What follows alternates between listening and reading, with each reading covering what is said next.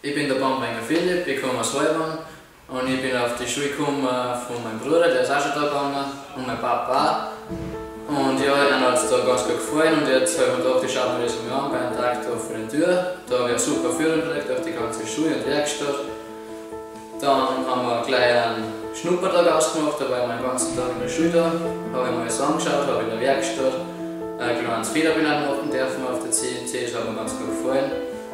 Und dann ja, habe ich mich dazu entschlossen, dass ich in die Schule gehen möchte. Hallo, ich bin die Lisi, ich komme aus Tirol.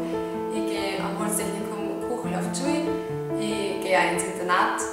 Das Lehrer-Schüler-Verhältnis an der Schule ist super. Man kann, wenn man ein Problem hat, immer zu den Lehrern gehen. Der Schachter Thomas geht in die 4. Klasse. Ich komme aus Salzburg und fahre jeden Tag mit dem Zug hin und her. Ich muss sagen, es ist eine richtig gute Verbindung laufen.